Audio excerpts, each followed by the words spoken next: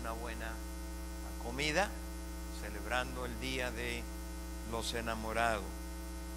Yo no pude estar, se me hacía raro yo venir solo y sentarme allí, todas las parejas, y luego pues decidí mejor quedarme en mi casa y hablé con mi esposa. Ella me dijo, ¿cómo te va? Le digo, me hubiera ido mejor si tú estuvieras acá. Pero yo estoy contento que ella está gozándose donde está, y me alegro mucho, ella y mi hija, y ya pronto van a regresar. Muy bien, entonces, hermanos, nosotros somos una iglesia de propósito, iglesia de planes. Nosotros sabemos a dónde vamos. Vamos de acuerdo, viviendo de acuerdo a la manera como Dios ha ordenado las cosas. Esta iglesia en este año, Dios la está llevando a un nivel más alto. Y Dios quiere cada día y cada año que pasa llevarnos a un nivel más profundo con Él. Y gracias a Dios por el responder de esta congregación. Hoy entramos en el capítulo 2 del libro de Efesios, un libro tan importante, el cual fue escrito a la iglesia. Y por eso, como usted es parte de la iglesia, usted es el cuerpo de Cristo, debe conocer los planes, debe conocer los propósitos que Dios tiene con nosotros. Y hoy vamos a entrar en un área muy importante, y yo voy a leerle esos versos bien rapidito. Usted nada más me escucha y después abrimos nuestro corazón, abrimos la palabra del Señor y dejemos que Dios nos bendiga mientras la escuchamos. Y llegamos a un capítulo muy interesante, Efesios capítulo 2, y dice así: Él, Cristo, nos dio vida a nosotros cuando estábamos muertos en nuestros delitos y nuestros pecados, en los cuales anduvisteis o anduvimos en otros tiempos. Seguíamos la corriente de este mundo. Como dicen los jóvenes, íbamos con la bola, siguiendo la corriente de este mundo, y vivíamos conforme al príncipe de la potestad del aire.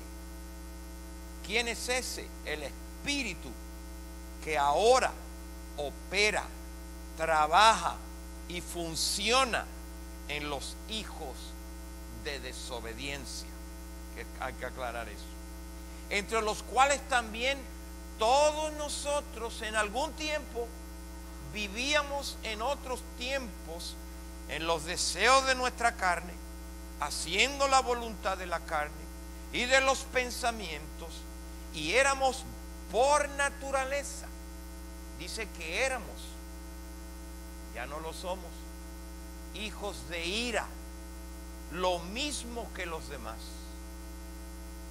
Pero qué bueno que algo glorioso nos sucedió.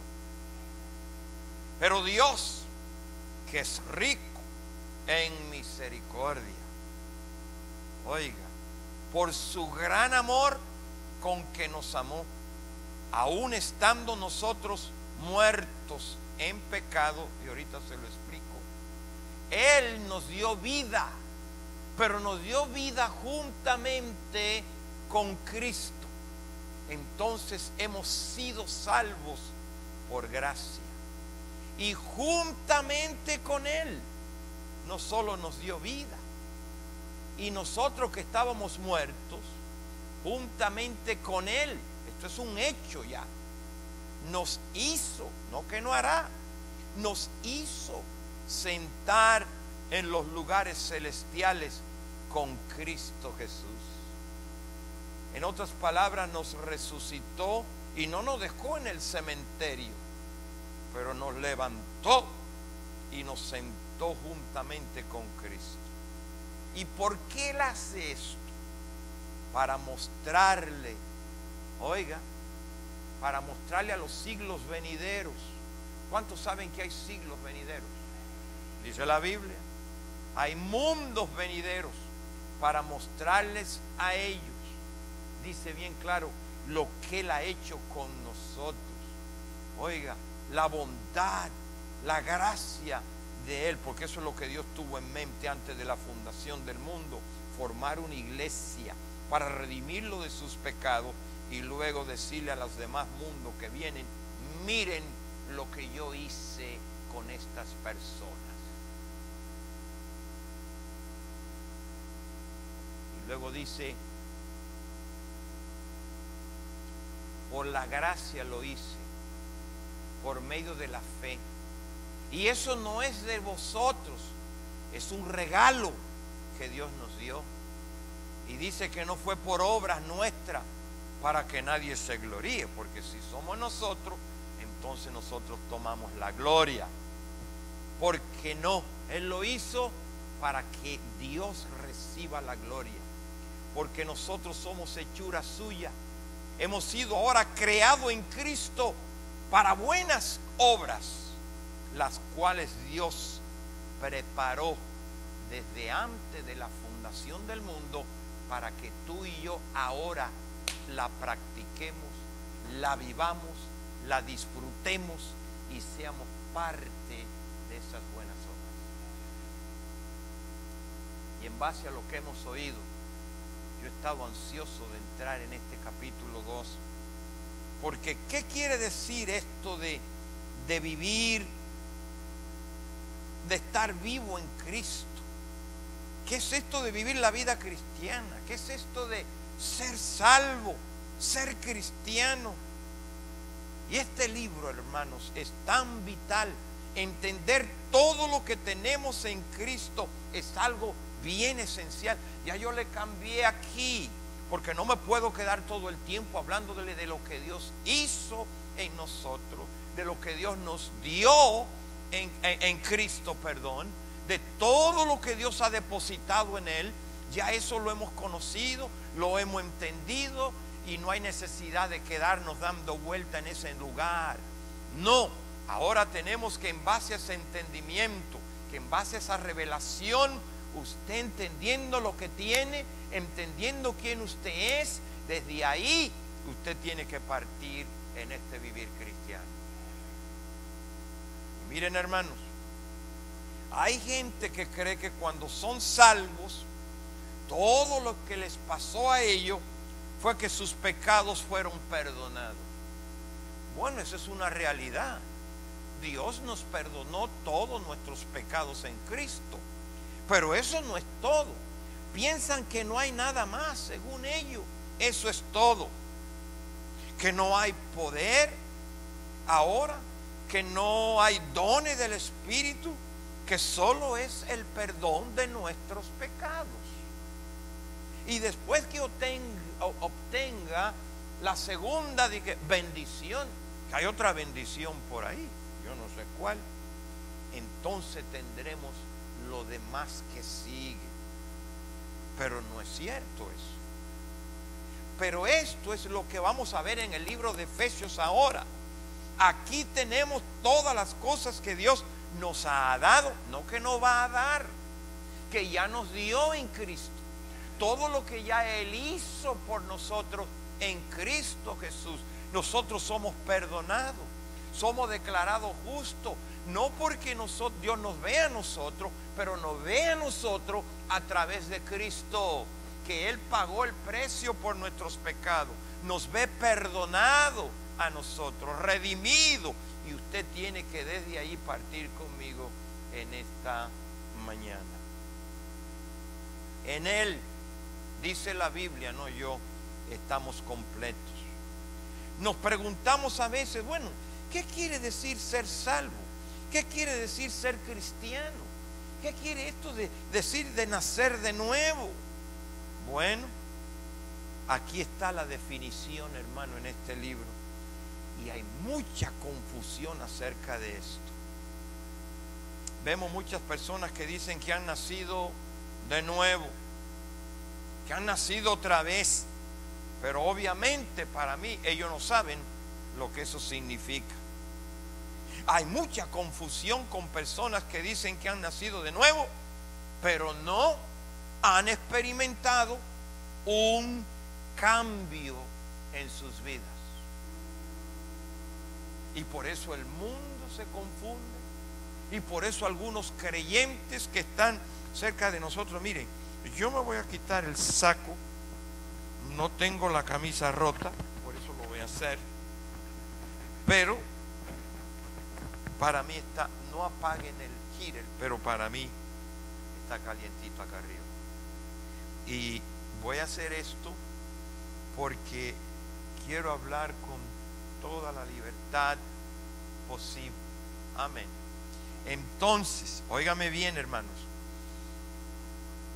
Nosotros, yo nací de nuevo. I'm born again. I'm born of the Spirit. Bueno, pero esto tiene que venir acompañado de algo.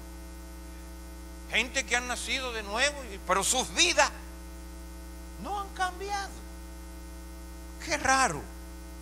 He hablado con esposos y esposas que cuando hablo con... No, ella dice que nació de nuevo, pero no ha cambiado. Él dice que nació de nuevo, pero yo no veo un cambio en la vida de él o de ella. Ven que hay una confusión en esto, que entonces ¿de qué sirve que yo he nacido de nuevo? ¿De qué sirve que yo ahora soy una nueva criatura? Oiga, Pablo nos va a explicar esto bien claro. Y es muy importante. ¿Qué quiere decir esto con nacer de nuevo, con ser cristiano? Pero vemos aquí en Efesios lo que dice. Y esto debería eliminar cualquier pregunta, porque aquí está, aquí lo vamos a ver hoy, hermano. Aquí nos vamos a dar cuenta. Este libro es el que nos dice qué es lo que significa ser cristiano. Este libro nos dice qué es lo que es estar en Cristo, ser parte del cuerpo de la iglesia, y que Cristo es la cabeza y nosotros somos el resto del cuerpo. ¿Qué significa ser parte del plan de Dios antes de la fundación del mundo?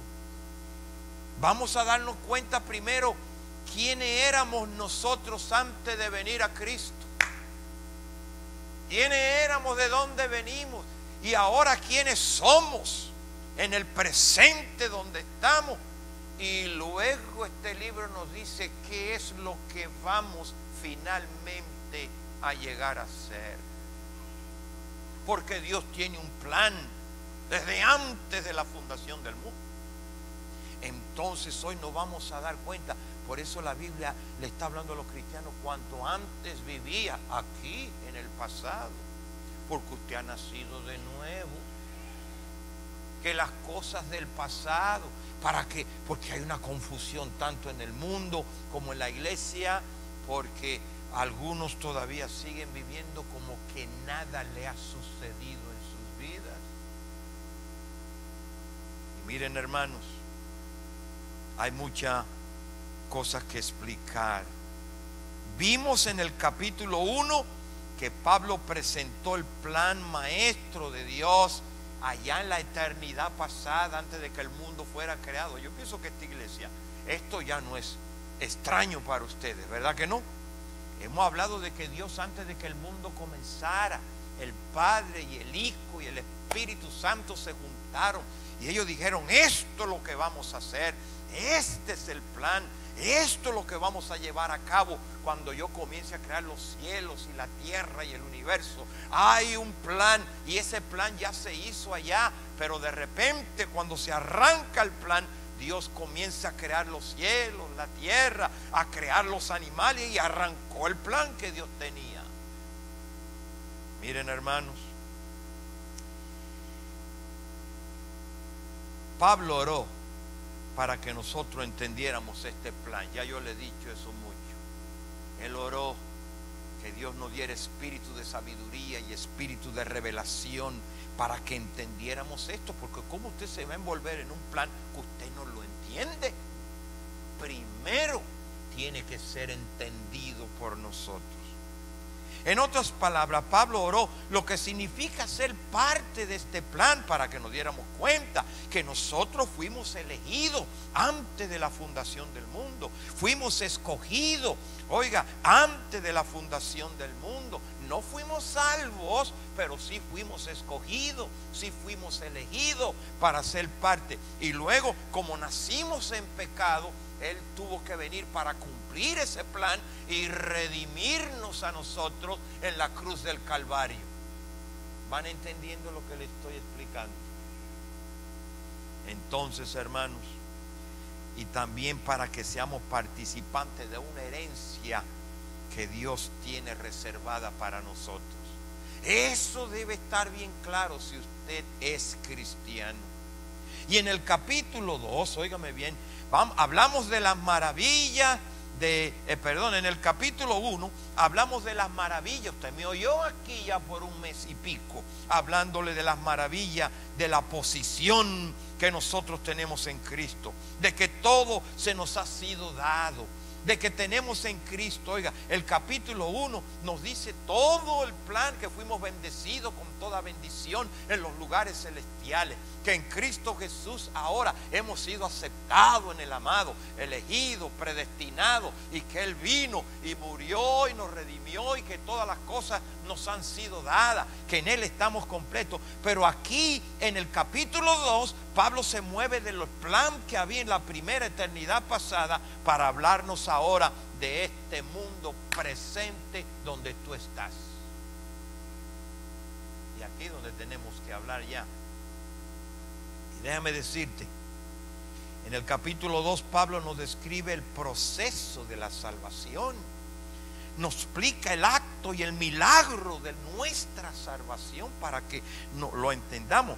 Aquello que nos llevó a la realización del plan que Dios tuvo allá, Pablo viene y nos los explica cómo esto se está desenvolviendo en estos tiempos. El plan en el capítulo 1, pero en el capítulo 2 es cómo es que usted entra, si no es cristiano, o cómo fue que usted entró en el plan que Dios tenía antes de la fundación del mundo.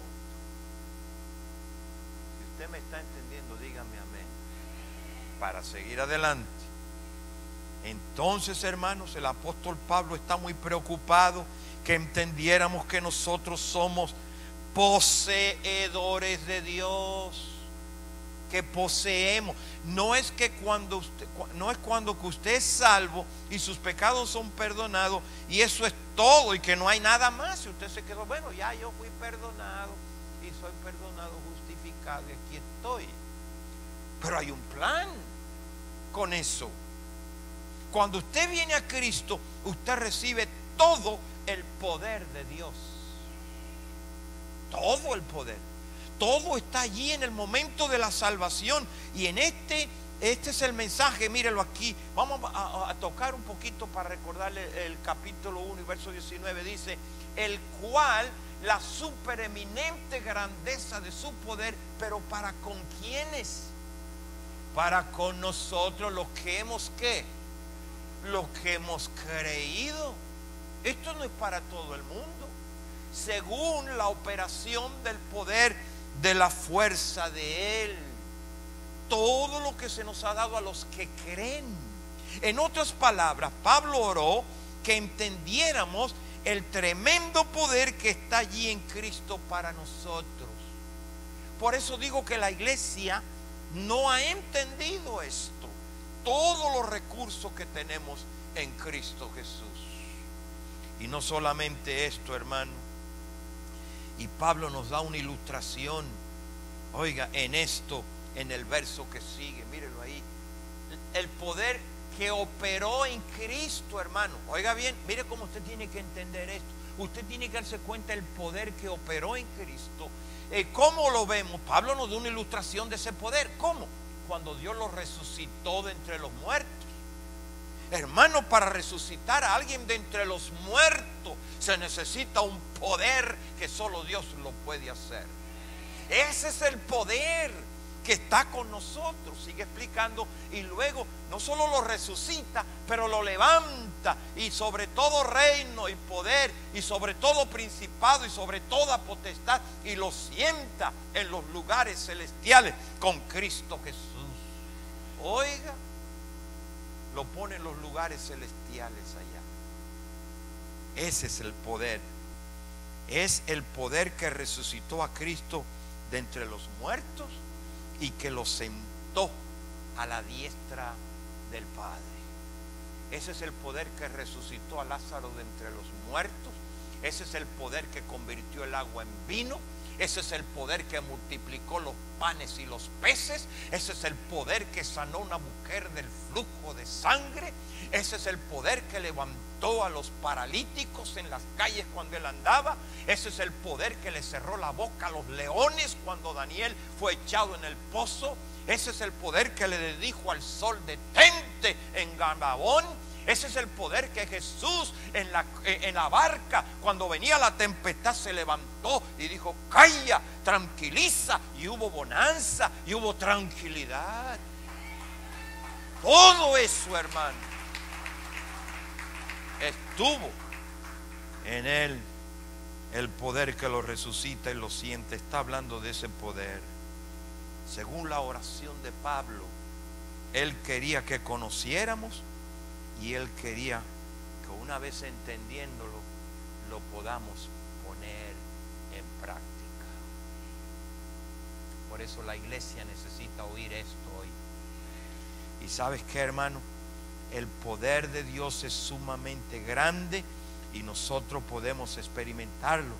Pero para eso Pablo quiere que lo conozcamos. Es el poder que hizo operar a Cristo. Cristo es la cabeza de la iglesia y nosotros somos su cuerpo, y el cuerpo participa del poder que está en la cabeza, hermano. Es lo que le hablé, que la cabeza le suministra todo lo que el Padre depositó en ella. Si usted ha venido aquí los domingos, esto no debe ser raro lo que yo le estoy diciendo, de que Dios depositó en Cristo toda la plenitud de Dios. Estuvo en Cristo, y Cristo es la cabeza, y la cabeza tiene todo ese poder para suministrárselo al cuerpo. Pero la iglesia parece que como cuerpo está desconectada de la cabeza. Y es tan importante a donde nosotros vamos. Miren, hermanos, en este proceso, el poder de Dios es lo que le hablé, que la cabeza le suministra. Es poder que resucitó a Cristo de entre los muertos. Y ese poder ha vencido la muerte, la tumba, el lugar donde están retenidos los muertos. Ese poder vino y quebró toda esa potestad. Mire lo que dice Hechos. Al cual Dios hace esto, hermano: levanta de los muertos, suelto los dolores de la muerte, por cuanto era imposible que Cristo fuese retenido por ella. Porque si no, usted estaría hablando de un Dios que está muerto, de un Cristo que hizo y todo, pero que ya se le terminó, porque todavía está enterrado en una tumba. ¿Me oyeron, hermano? ¿Y quién quiere tener una fe en un muerto? No, hermanos. Que sepamos lo que tenemos en Cristo, y con este fin nos da una ilustración. Este poder lo sentó en lugares celestiales por encima de todo. Una vez más, capítulo 1 y verso 21. Lo sentó ¿dónde? Sobre todo principal. No que lo va a sentar. Lo sentó sobre todo principado y autoridad, y sobre todo poderío y señorío, y sobre todo nombre que se nombra, no solo en este siglo, pero también en los siglos que van a seguir viniendo. Él todavía estará sentado en esos lugares celestiales.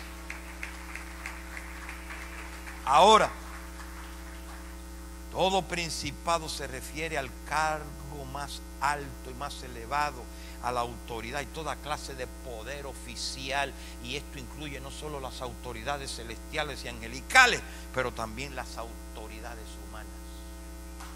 Él está sobre eso. También sobre todo nombre en la tierra, pero para las edades venideras también, que sepan eso y que nosotros tengamos esa seguridad. No solo tiene poder hoy, pero tendrá poder en las demás generaciones y siglos venideros. Es un poder de exaltación. Es el poder que lo levantó a él, pero óyeme, es el poder que te levantó a ti y a mí de entre los muertos. Y ahorita te lo voy a explicar. Ustedes van a preguntar, ¿cómo está eso? Un momentito. Y nos ha sentado también con Cristo a su diestra. Nosotros hemos creído y hemos sido exaltados también. Mire, no es solo el poder que levantó a Cristo, sino el poder que te levantó a ti si has creído y me levantó a mí. Ahora, ¿qué quiere usted decir con eso, pastor? ¿He sido yo levantado de entre los muertos? ¿He sido yo exaltado? Sí. Porque tú estabas, ¿qué? Cuando viniste a Cristo Jesús. ¿Aló? Y mira, para mí es más difícil que la resurrección espiritual que la física. ¿Me oyeron? Pero lo explicaremos después. Entonces, espiritualmente, eso ya sucedió. Físicamente, sucederá en el futuro. Pero ya espiritualmente, porque estábamos muertos espiritual. ¿Y qué es lo que resucita? Lo que está muerto. Entonces usted tiene que entender que usted ha resucitado ya. Espiritualmente usted ha resucitado. Espiritualmente ya sucedió. Físicamente va a suceder en el futuro, cuando los muertos se levantarán de entre sus tumbas. Cuando Cristo Jesús finalmente regrese, dice, los muertos resucitarán primero y luego nosotros, los que vivimos, los que habremos quedado, iremos, si toca esta generación, saldremos para recibir al Señor en el aire. Y así, no allí, pero así estaremos con Él para siempre. Ahora, la redención de los cuerpos. Miren lo que dice Romanos 8. Y si el espíritu de aquel que levantó de los muertos a Jesús mora en nosotros, ¿oyeron? El que levantó de los muertos a Cristo Jesús va a vivificar también, ¿qué? Nuestros cuerpos mortales por el espíritu que ahora mora en nosotros, hermanos. Eso dice la Biblia. Ahora, mire el verso 23. Y no solo ella, sino que también nosotros mismos, que tenemos las primicias del Espíritu, nosotros también que gemimos dentro de nosotros mismos, esperando la adopción y la redención de ¿qué? De nuestro cuerpo. Ya no habla de tu espíritu. ¿Cuánto han nacido del Espíritu? ¿Cuánto han nacido de nuevo? ¿Cuánto han nacido otra vez? Entonces la resurrección que se habla es la de este cuerpo. Pero si usted es cristiano, ya eso te sucedió a ti espiritualmente con tu alma también. Esto es lo que Pablo quiere hablarnos a nosotros en el capítulo 2. Miremos, Pablo presenta nuestra salvación en tres formas. La pasada, de nuestra manera de vivir, hemos sido salvos. Pedro le dijo a los judíos: sed salvos de esta perversa generación. Vivimos en una generación perversa y de ella tenemos que ser salvos. ¿Me están oyendo? Pablo le habla del pasado, Pablo le habla del presente y Pablo también habla de nuestro futuro. Y miren, hermanos, en este proceso, oiga bien, Pablo habla de la pasada. Vamos a ver la vida pasada a los cristianos, los que ya se han convertido, los que ya están en Cristo. ¿Me oyeron? Vamos a mirar Efesios 2:1. Mira lo que dice Efesios 2:1. Creo que lo tenemos ahí. Él nos dio vida a nosotros. Pero ¿cuándo fue que nos dio vida? Cuando estábamos, no dice cuando estamos. Estábamos espiritualmente muertos. Ahorita te voy a decir lo que un muerto es. Ok. Estábamos espiritualmente muertos. Y luego dice, eso era del pasado. Estábamos, no dice así. Eso está hablando del pasado. Y luego Pablo habla del presente. Y luego Pablo habla también del futuro. Lo que era conmigo, lo que soy ahora y lo que voy a llegar a ser. Cuando usted viene del pasado a esta vida presente, Juan dice, amado, ahora, porque en el pasado no éramos hijos de Dios, éramos criaturas, pero no hijos todavía. ¿Cuánto entienden esto? Ahora que somos hijos, en el presente, ahora somos hijos de Dios, pero todavía no ha terminado el proceso. Pero dice, somos hijos de Dios, pero cuando Él se manifieste, seremos, está hablando de un futuro, tal y como Él es. Y como Carlos ahorita o no sé quién tomó la escritura, decir que nosotros hemos sido, el plan de Dios es crearnos conforme a la imagen de su Hijo Jesucristo. Dios todavía está haciendo un trabajo en cada uno de nosotros.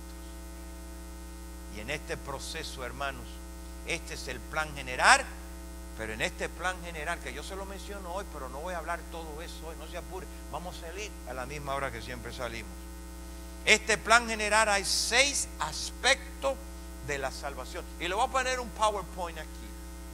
¿De qué nos salvó Dios? ¿Cuál es el plan de Dios?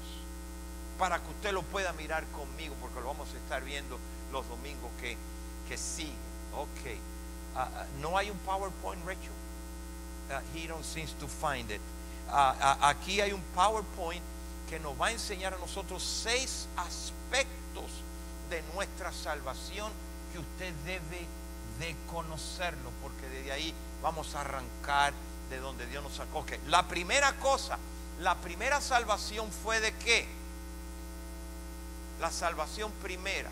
Bueno, ahorita se ubica bien el PowerPoint ahí. Dios nos salvó. Nuestra salvación, Él nos salvó. Vamos a ver qué lo hizo. Y también nos salvó. ¿Por qué? Porque nos amó. Porque usted se va a preguntar, pero ¿cómo yo, un hombre tan malo, Dios me salvó? Pero no tiene que ver con usted, como usted es, como usted era. Tiene que ver como Él es. Él es amor. Y por eso lo hizo. Y luego la otra parte, la salvación por amor, pero también nos salvó para la vida. Nos dio una vida para vida. Y luego también dice la parte número 4, salvación por amor para la vida, pero también con un propósito, hermano. Dios no te salvó para que estuviera dando vuelta y corriendo por donde quiera, que usted no sabe lo que le ha pasado. ¿Qué plan tiene Dios con tu vida? ¿Qué va a pasar contigo después que muera? ¿Qué es lo que te espera? ¿O va a terminar todo aquí en esta tierra? No, hermano, el plan de Dios es eterno. Te escogió antes de la eternidad y te dio una vida eterna, porque esa vida eterna la va a necesitar para participar del resto de la eternidad que te sigue en el futuro. Oiga, hermano, esto es más grande de lo que usted pensaba. Y por último, lo hace a través de la fe. Fe es todo lo que usted va a tener que implicar. Primero, la salvación del primero. Podemos ya quitarlo. Primero es la salvación del pecado. Y esto trata con nuestro pasado, porque nacimos en pecado, nacimos pecadores, ¿no es así? Nacimos en pecado. Primero Dios tiene que tratar con eso, salvarnos, y lo primero que Él hace es salvarnos del pecado.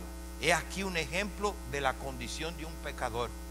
Esto hace el primer punto de Pablo. Usted y yo éramos o somos pecadores, y usted y yo, supongamos que usted no haya venido a Cristo, pero usted y yo estábamos muertos. Eso dice la Biblia, que estábamos muertos. Bueno, vamos a leerlo para que usted lo vea otra vez, capítulo 2, verso 1. Él nos dio vida, pero ¿cuándo? Cuando estábamos, ¿qué? Muertos en vuestro delito y pecado, en los cuales anduviste. Está hablando del pasado. Anduviste en otros tiempos, cuando tú seguías la corriente de este mundo. Iba ahí donde va la bola. ¿Ah? Luego, conforme al príncipe de la potestad del aire. Ese es el príncipe que ahora opera, trabaja, funciona en los hijos que andan ¿en qué? En desobediencia, entre los cuales todos nosotros también vivimos en otros tiempos, en el pasado. Usted es cristiano ahora, pienso yo. Usted en el pasado, acuérdese cómo usted vivía. Y luego, en los deseos de nuestra carne, haciendo la voluntad de la carne y de mis pensamientos. Y éramos, ya no somos, éramos por naturaleza hijos de ira, lo mismo que los demás. Los que no están en Dios y viven en desobediencia, la Biblia dice, no yo, son hijos de ira. Por eso la ira de Dios está sobre ellos. En el pasado ahí estábamos nosotros. Por eso es que debemos de ser agradecidos con Dios. Por eso es que cada domingo que usted viene aquí es para ofrecerle gratitud, porque ahí estabas antes, muerto, y el príncipe de este mundo era quien trabajaba aunque no te daba cuenta, era quien operaba en ti por la desobediencia, pero ahora de ahí nos salvó Dios a nosotros, hermanos. He aquí el ejemplo que Él nos da. Ahora Pablo nos va a decir del poder de Dios, el cual es demostrado ahora que estás aquí en el presente. La resurrección, no solo de Cristo, oiga, pero la resurrección y la resurrección de Cristo es la número uno primero, y la segunda es nuestra, de nuestros pecados y de la muerte espiritual que nosotros teníamos. Si usted es cristiano, usted ha sido resucitado de entre los muertos. ¿Cuál muerte? La espiritual. Este milagro es más grande que la resurrección física. Volvamos al capítulo 2, verso 1. Él nos dio vida a nosotros, pero nos las dio cuando estábamos muertos. ¿En qué? En delitos que cometíamos y en pecados que cometíamos estábamos muertos. ¿Muerto a quién? Muerto a Dios. No había una relación con Dios. Aunque hablábamos y decíamos y hacíamos, pero no había una relación con Dios. Esto describe la condición de todo individuo, oiga, que está muerto. Y si usted es cristiano, ese es su pasado. Pero si usted no es cristiano, ese es su presente. Todavía usted está muerto en Dios. You're dead. Y te voy a decir ahorita, cuando tú miras para afuera, usted va a ver muchos muertos que andan andando. Yo me voy al Great Mall y digo, ¿cuántos muertos andando? Hay muertos que están vivos y hay vivos que están muertos. ¿Me oyen? Si están entendiendo esto. Ahora mire, esto es interesante. No hay nada que se pueda hacer en este sentido. El hombre, el problema del hombre no es que él no está en armonía con su ambiente. No es que él no puede tener una relación con sentido. El problema del hombre, hermano, óigame, es que está muerto. Dead. Así estaba usted antes, muerto a Dios. Nota lo que dice, mira, el verso 4, el capítulo 4 y 18. Mira lo que dice este verso. Teníamos el entendimiento lleno de oscuridad, de entenebrecido. Éramos ajenos. Usted sabe lo que es ajeno, ¿no? Ajeno de la vida de Dios por la ignorancia que hay en ellos y por la dureza de corazón. Ahí estabas tú, si eres cristiano, y ahí estaba yo. Y óyeme bien, cuando la mente del pecador se llena de vanidad, su entendimiento se llena de oscuridad. Mira lo que dice 2 de Corintios capítulo 4. En los cuales el Dios con minúscula de este siglo, de este mundo, les cegó el entendimiento a los que no creen, para que no le penetre la luz que a ti te ha penetrado, la luz del Evangelio de Cristo, la cual es la imagen de Dios, hermano. Ellos tienen el entendimiento entenebrecido. No sé, yo me acuerdo cuando a mí mi hermano dije, ¿quieres ser salvo? Y dije, ¿salvo de qué? ¿Me oyeron? ¿Quieres ser salvo? Usted no lo encontró a Cristo. Yo ni sabía que estabas perdido en primer lugar. ¿Me oyen? Yo no entendía este lenguaje. Es por eso que están alejados, es por eso que están separados de la vida de Dios. ¿Por qué, hermano? Están muertos.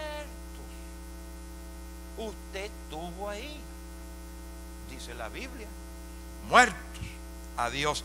Mire, la palabra ignorancia, oiga, no solo falta de conocimiento, sino también es una renuencia en cuanto a conocer a Dios. Hay gente que no entienden esto todavía. Ahora el Señor nos deja dicho que no van a entender. Debido a la dureza del corazón, no aprueban conocer a Dios, ni las cosas de Dios tampoco. La muerte no es solamente lo físico. La muerte en su espíritu, está muerto a Dios. Su cuerpo está vivo, pero su hombre interior espiritualmente está muerto. Mire lo que dice Corintios, que yo tengo que explicarle lo que estoy hablando. Pero el hombre natural, ¿cuál es el hombre natural? El hombre como usted y yo nacimos sin conocer nada de Dios. El hombre natural no busca, no percibe las cosas que son del Espíritu de Dios. ¿Por qué? Porque para él son una locura. Él no la puede entender, porque tiene que discernirla espiritualmente, y espiritualmente él está muerto. No puede entenderla. ¿Qué es lo que quiere decir alejado, separado de Dios? Mire, la mejor manera de verlo es a través de un muerto físico. ¿Usted quiere saber lo que es muerte espiritual? Un muerto físico no tiene la habilidad de responder, no tiene la habilidad de reaccionar en ningún tipo de estímulo que usted le haga a un muerto. ¿Ah? Cada uno de nosotros hemos estado en funerales y sabemos lo que es estar muerto físicamente. Ese muerto no ve, ese muerto no oye, ese muerto no habla, no se puede mover, no puede hacer nada. ¿Me están entendiendo, hermano? Es lo mismo en lo espiritual. No pueden oír la voz de Dios, no pueden ver el reino de Dios. Jesús dijo, a menos que no naciere de nuevo, no puede ver el reino, no puede entrar en el reino. Hay que ser a través del Espíritu. Por eso es que Jesús primero viene a tratar con la salvación de nuestro espíritu. Aleluya. No hay nada que se le pueda hacer, no se puede responder a ningún estímulo que se le ofrezca. La La muerte física es la inhabilidad de responder. Lo mismo es con lo espiritual. La persona muerta espiritualmente está muerta, está separada, está alejada de Dios, no tiene la capacidad de responderle a Dios. Y no es la pregunta de que esté muerto, sino de un muerto que anda caminando. Es un zombie espiritual. ¿Cuánto entienden eso? Que no saben que están muertos y pasan por un movimiento. Un muerto andando. Jesús explicó eso que yo le estoy hablando. Mire, se lo voy a explicar con Mateo para que lo entiendan bien claro ahora con la Biblia. Otro de sus discípulos dijo: Señor, permíteme que vaya y entierre a mi padre. Ahora, ¿qué le dijo Jesús? Jesús le dijo: sígueme. Deja los muertos que entierren a sus muertos. Jesús lo explicó, las dos cosas las puso juntas. Deja que los muertos espiritualmente entierren a sus muertos y tú ven y sígueme. ¿Ahora están entendiendo, hermano? En este proceso, Él los puso juntos cuando dijo esto. Yo vuelvo a repetirle, a la tienda y veo muchos muertos andando. Hay una expresión entre los latinos y los mexicanos y centroamericanos: hay que agarrar el toro por los cuernos para usted poderlo manejar. ¿No es así? El cristiano ahora entiende lo que es la muerte espiritual y lo que es la muerte física. Usted puede agarrar el toro por los dos cuernos. Puede entender estas cosas. Usted puede ver y estar consciente de las dos vidas que existen. Pablo le habla a las viudas y esto es lo que le dice a través de Timoteo, mira lo que le dice: mas la que en verdad es viuda y ha quedado sola, ella espera en Dios y es diligente en sus súplicas y oraciones noche y día. Pero la que se entrega a los placeres viviendo está ¿qué? Ajá. ¿Me están entendiendo, hermano? Está muerta en cuanto a Dios. ¿Y cuál es la actividad de los muertos ambulantes que usted ve? La gente que no conoce a Dios, ¿cuál es su actividad? Miren, hermanos, Efesios otra vez, capítulo 2, verso 1. Él nos dio vida cuando estamos muertos en delito y pecado. La gente anda en delito y pecado y viviendo su vida alejada, separada de Dios. Son muertos. ¿Y cuál es la actividad de un muerto que no está relacionado con lo espiritual? Es una vida mundana, es una vida de placer, es una vida de vicio, es una vida de corrupción, es una vida de perdición. Esa es la actividad de los que están muertos. Funcionan en el área de pecado, en sus delitos, lo que hacen. Esa es su profesión, su esfera, su ambiente, su estilo de vida. Muertos a Dios.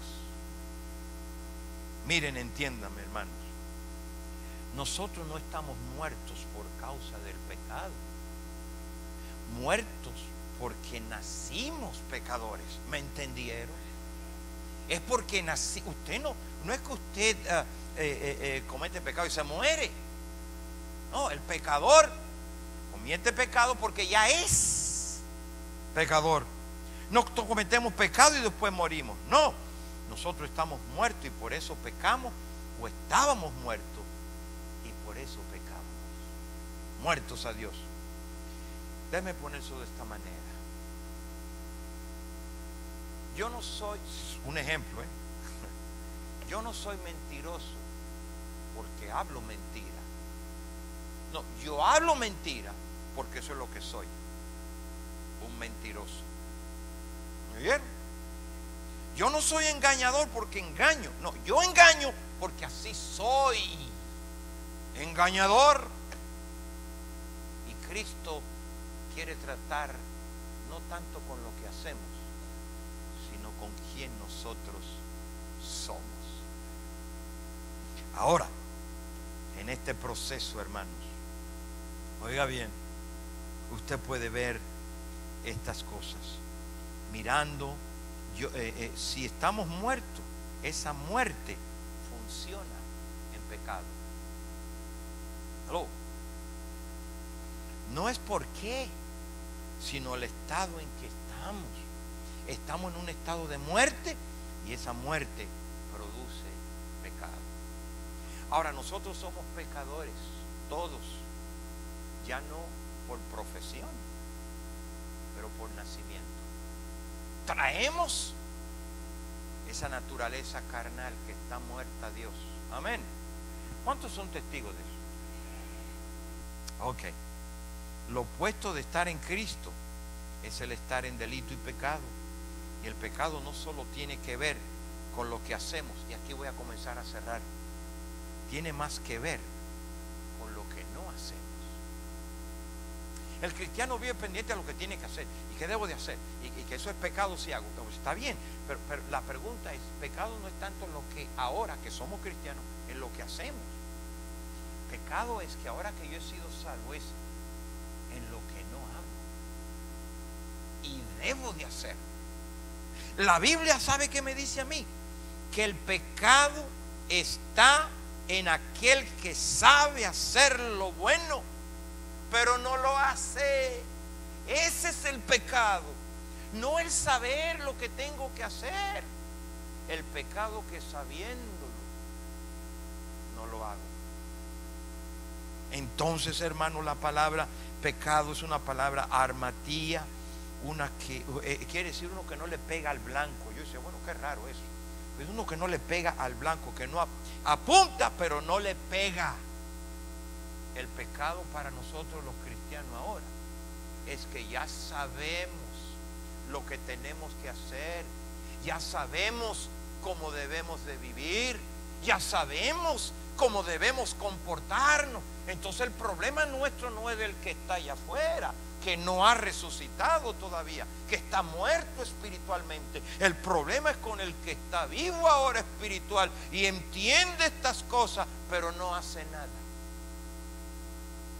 Eso es pecado. Y luego, ¿sabes qué, hermanos? La Biblia dice, la palabra pecado no. Mire Isaías 55. Dios quiere que el malvado abandone su camino y que el perverso sus pensamientos. ¿Y qué es lo que tiene que hacer? Que se vuelva al Señor, a nuestro Dios, que Él es generoso para perdonar y le recibirá, y Él recibirá misericordia. Si Él no hace algo, no hay esperanza para Él. Entonces, hermanos, no cumplir lo señalado ahora en el presente, no cumplir lo indicado por Dios, no vivir como Él dice, vivir de acuerdo a la manera como Él la ha ordenado. Y si no vivimos así, y si no apuntamos para allá, y si no hacemos un esfuerzo, y si no tenemos ganas, eso es pecado. ¿Aló? Eso es. Ahora, aquí viene. Si no vivimos así, no le estamos pegando al blanco. No estamos cumpliendo lo que Dios quiere. El pecado es fallar de pegarle al blanco, de vivir como Dios quiere que vivamos, a lo señalado por Dios, y no hacer lo que Dios dice es pecado. Mira lo que dice Romanos 1:21. Pues sabiendo que, vamos a repetirlo, ¿qué tal si me lo dicen todos juntos? Habiendo que, habiéndolo conocido, no lo glorificaron como a Dios, ni le dieron gracia. Párate ahí, detente ahí. ¿Cómo hay cristianos que habiendo conocido habiendo entendido lo que yo le he hablado que Dios hizo en Cristo, nos eligió, nos escogió, nos llamó, nos redimió, nos bendijo con toda bendición en sus lugares celestiales, nos ha aceptado en el amado, ha depositado todo poder, nos mete en el cuerpo y Él es la cabeza. Y habiendo conociendo estas cosas y entendiendo de donde Dios nos sacó, que éramos donde nosotros vivíamos, y cómo es posible que yo puedo ahora venir aquí y no darle gloria a Él y no ser agradecido por lo que Él ha hecho conmigo. No tiene sentido para mí. Lo que debe mover esta iglesia a adorar es el agradecimiento por lo que Él hizo por ti. Pero eso hay que entenderlo. Miren, hermanos, ya para cerrar en esto, nuestro problema no es tanto lo que hacemos, sino lo que ya sabes, pero no lo haces. Fallamos en glorificar a Dios en esto. Y no solamente el no reconocer a Dios, el no darle gloria, el no glorificarlo. La Biblia dice que es pecado. Todos somos pecadores. But we all come short of the glory of God, dice la Biblia. Leámoslo, capítulo 3. Mira, dice, por cuanto todos, no algunos, todos pecaron, todos están destituidos de la gloria de Dios. Todos.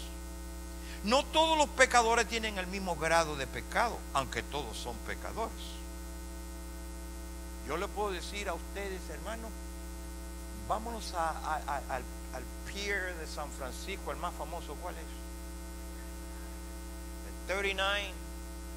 Y yo le digo, hermanos, vamos todos a quitarnos la ropa y nos quedamos en bathing suit y vamos a ir a la isla de Alcatraz nadando.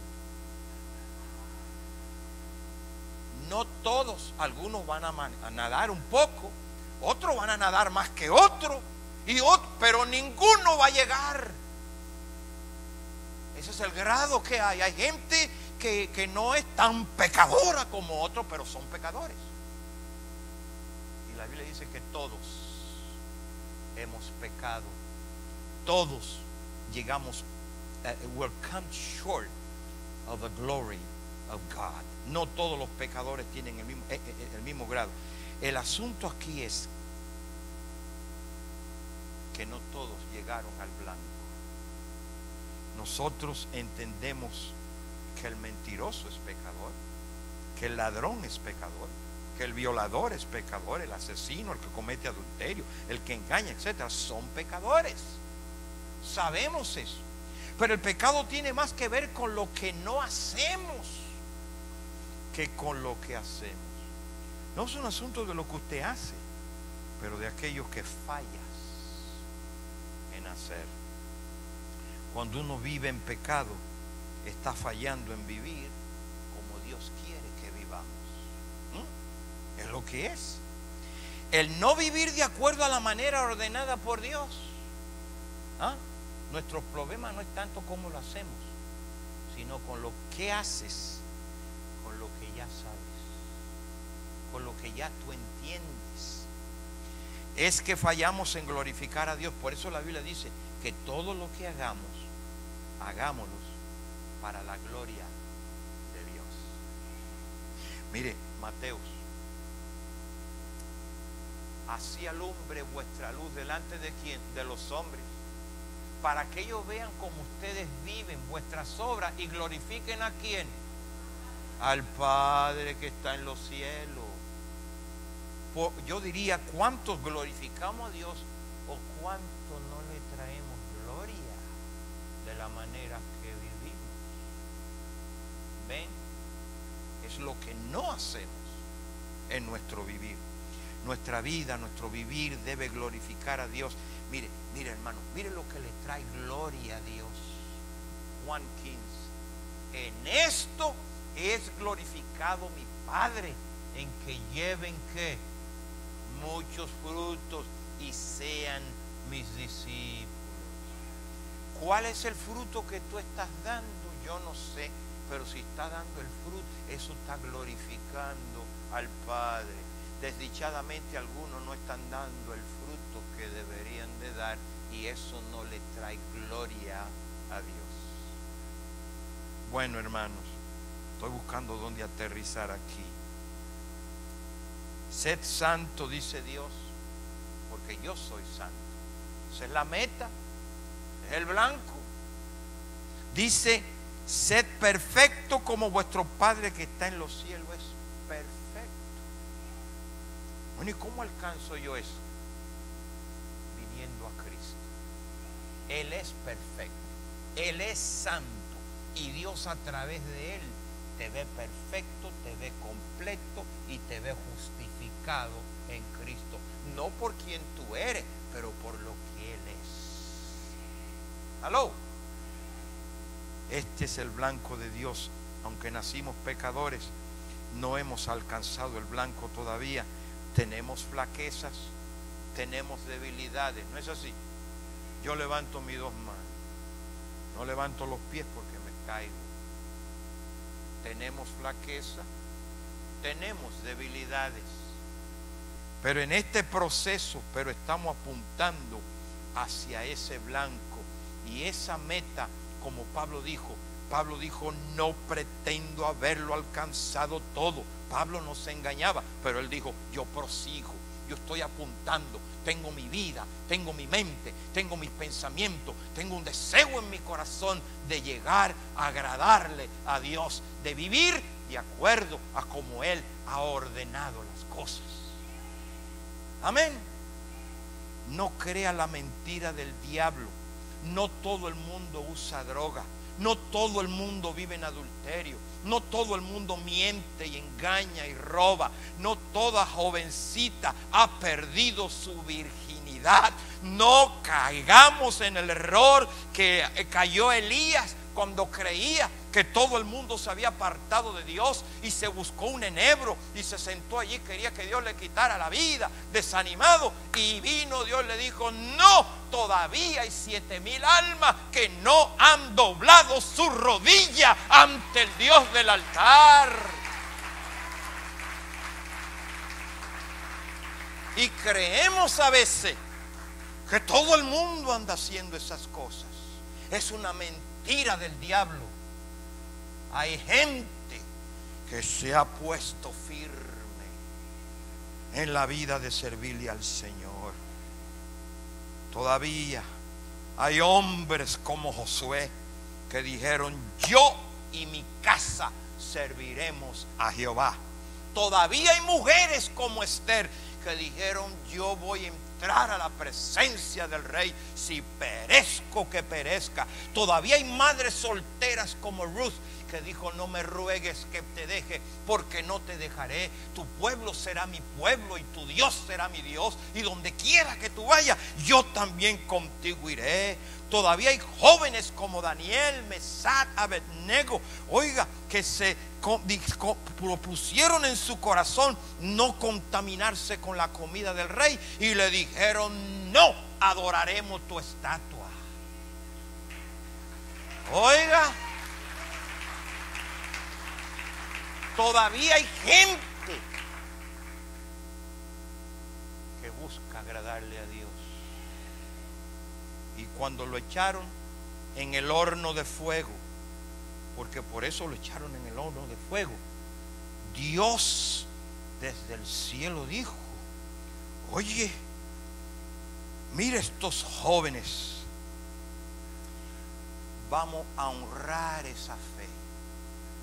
Y yo no voy a enviar un angelito, no voy a enviar un ángel, un arcángel, un serafín, un querubín.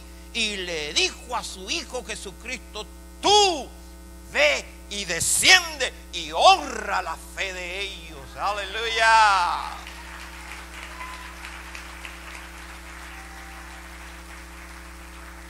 Y termino con estas escrituras para que me lo crean.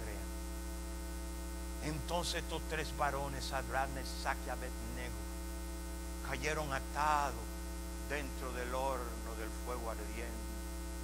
Entonces el rey Nabucodonosor, cuando vio eso, se espantó y se levantó apresuradamente, dijo a los de su consejo, oye, ¿qué no echaron allí a 3 varones atados del fuego? Y ellos respondieron al rey: en verdad, oh rey. Mira el otro verso. Y le dijo: pero he aquí que yo veo 4 sueltos que se pasean en medio del fuego sin sufrir daño, y el aspecto del cuarto es semejante al Hijo de Dios. Él descendió allí, hermano. Entonces Nabucodonosor se acercó a la puerta del horno de fuego ardiendo y dijo: Sadrach, Mesach y Abednego, siervos del Dios Altísimo, salgan de ahí, venid.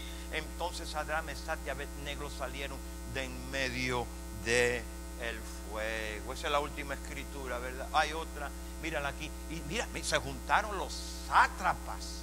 Oiga, qué nombre más feo es.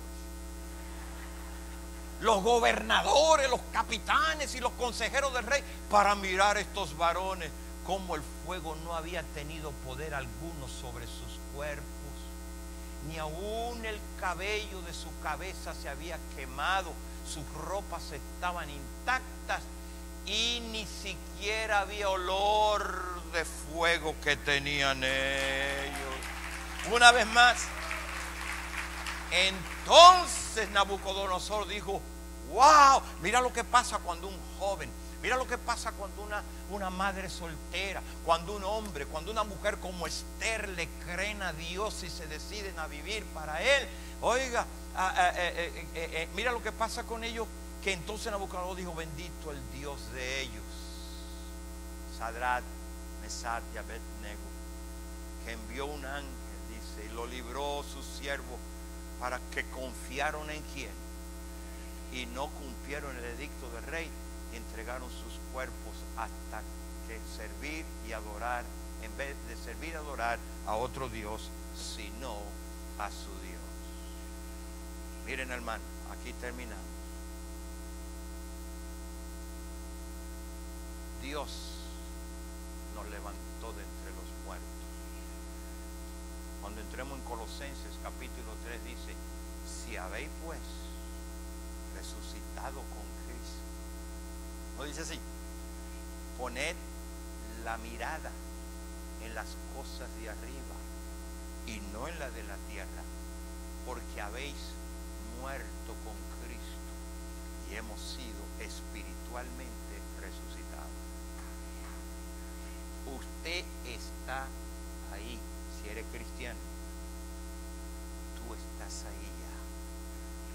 Lo que pasa en los años que te quedan no importa. Sigue viviendo la vida, sigue trabajando, sigue comiendo, compre casa si tiene que comprar, venda si tiene que vender.